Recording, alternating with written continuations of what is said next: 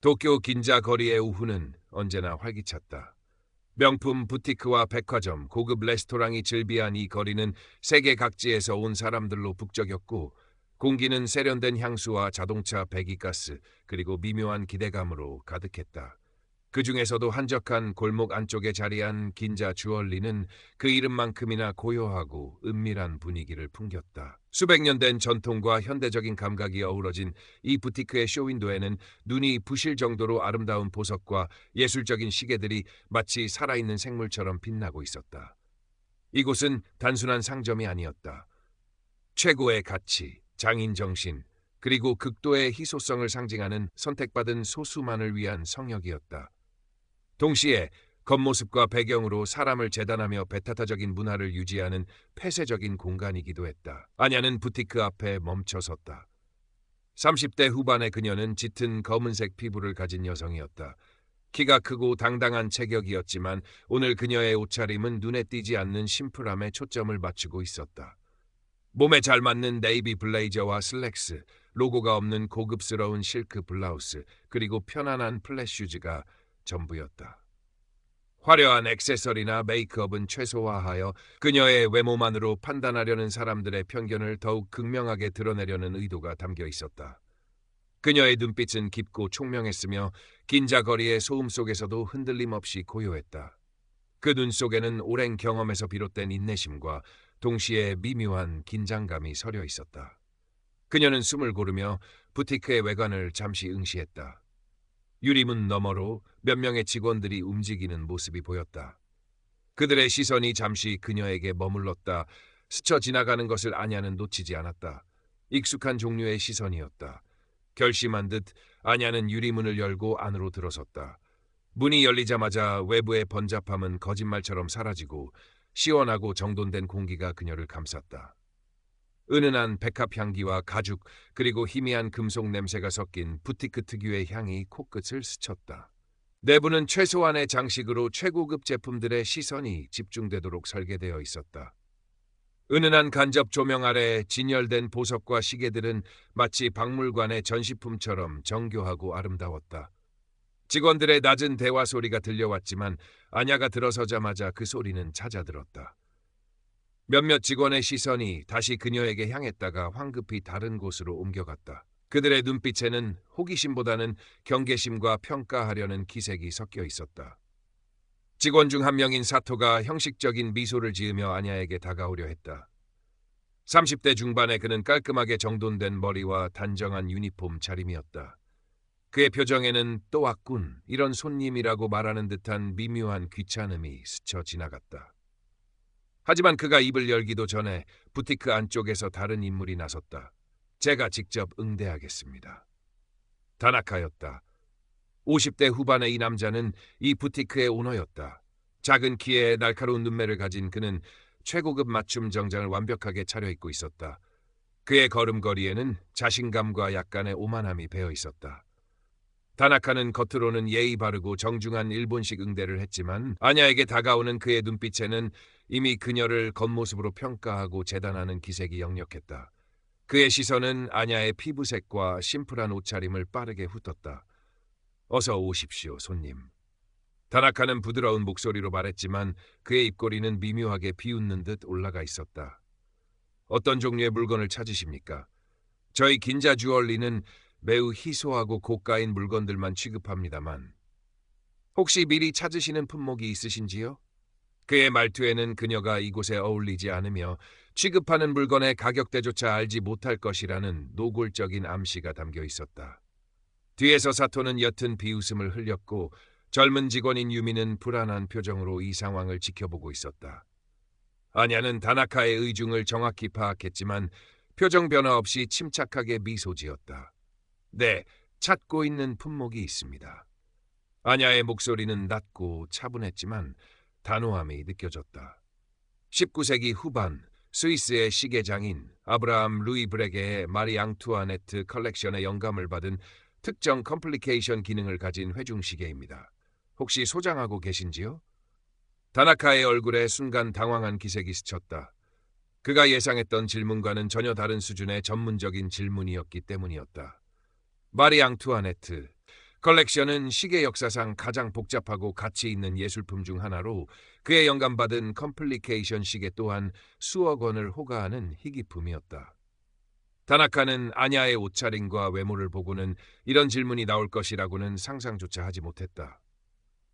브레게, 마리 앙투아네트 영감 컬렉션이시군요. 다나카는 애써 침착함을 되찾으며 말했다. 하지만 그의 눈빛은 여전히 아냐를 의심스럽게 훑고 있었다. 매우 희귀한 품목을 찾으시는군요.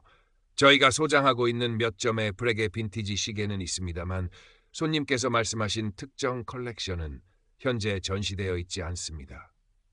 그는 진열장을 가리키며 말을 얼버무렸다. 그의 말투는 다시금 아냐를 배척하려는 의도로 가득했다. 아냐는 다나카의 눈을 똑바로 응시하며 말했다. 전시되어 있지 않다고 해서 소장하고 계시지 않다는 뜻은 아니겠죠. 제가 알기로는 귀사는 프라이빗 컬렉션도 보유하고 있으며 진지한 수집가에게는 별도의 공간에서 보여주는 것으로 알고 있습니다만. 아냐의 정확한 정보에 다나카는 더욱 당황했다. 이 여자는 단순한 구경꾼이 아니었다. 하지만 그렇다고 해서 그녀의 겉모습이 그가 생각하는 진지한 수집가의 이미지와 맞지는 않았다. 그의 머릿속에서는 그녀의 피부색과 옷차림이 계속해서 경고 신호를 보내고 있었다. 아니야, 이런 사람이 그 시계를 살 리 없어. 분명 어디서 주워들은 정보를 가지고 아는 척하는 것뿐일 거야. 손님, 저희 프라이빗 컬렉션은 매우 특별한 고객분들에게만 공개됩니다. 다나카는 목소리에 약간의 짜증을 실어 말했다. 그의 거칠애 뿐인 정중함이 서서히 무너지고 있었다.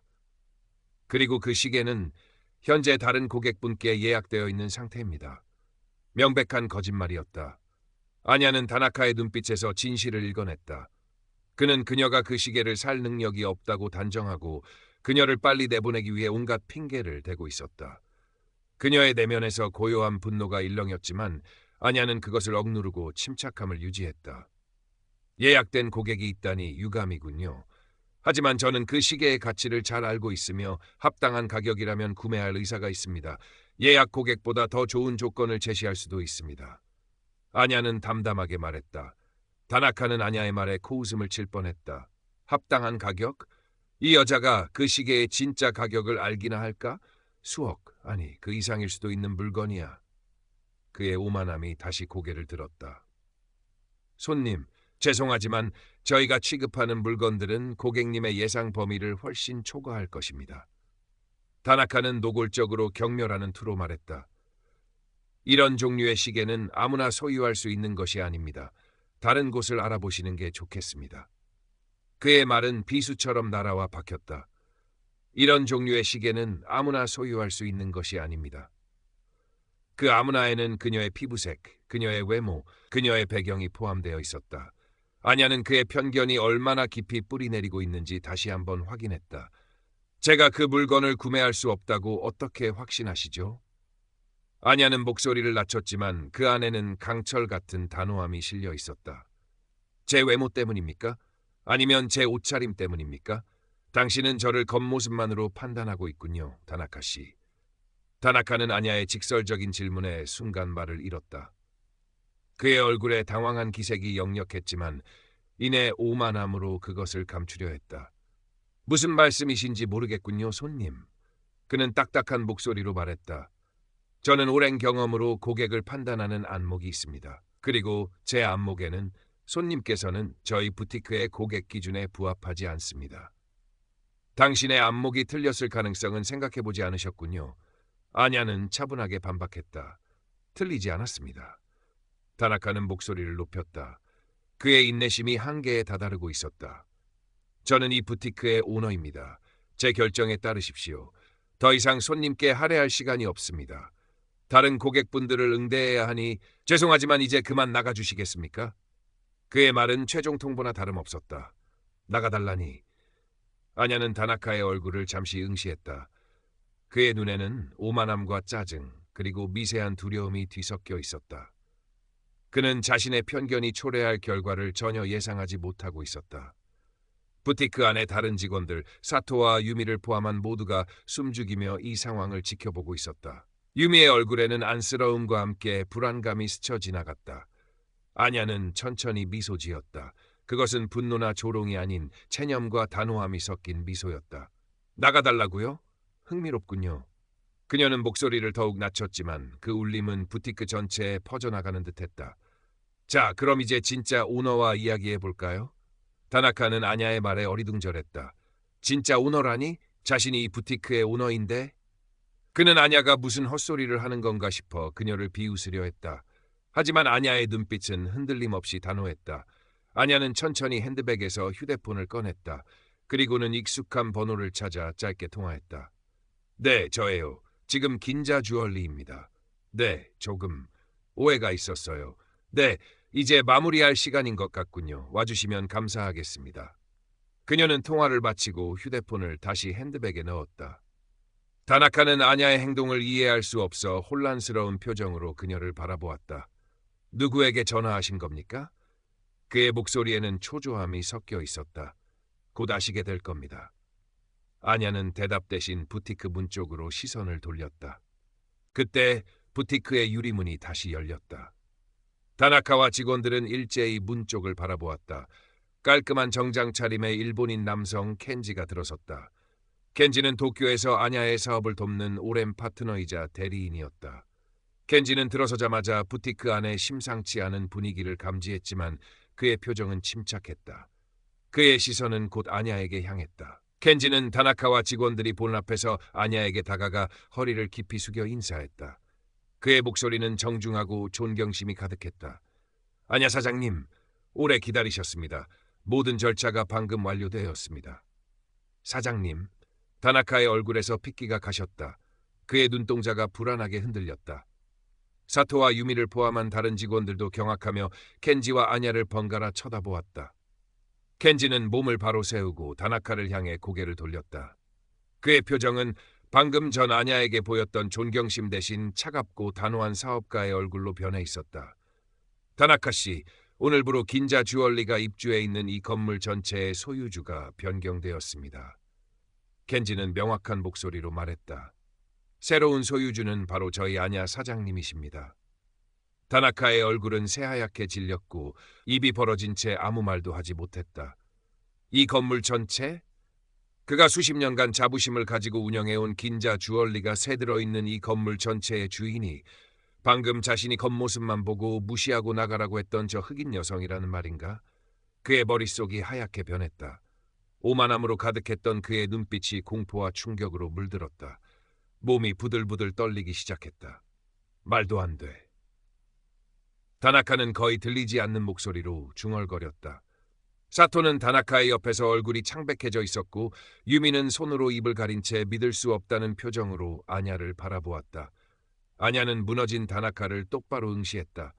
그녀의 표정은 여전히 침착했지만 그 눈빛에는 단호함과 함께 오랜 편견에 대한 씁쓸함이 담겨 있었다. 다나카 씨.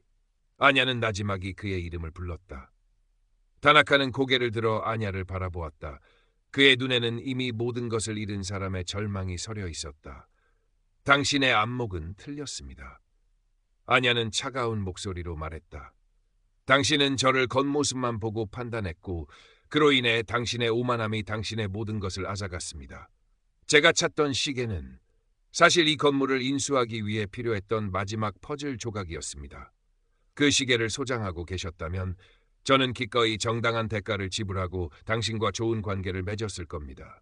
하지만 당신은 당신의 편견 때문에 그 기회를 스스로 걷어찼습니다. 다나카는 아냐의 말을 들으며 더욱 심하게 떨었다. 자신이 방금 수억 원짜리 시계 판매 기회는 물론 건물 전체의 소유주와 비즈니스 관계를 맺을 기회까지 자신의 손으로 날려버렸다는 사실이 그의 정신을 붕괴시키는 듯했다.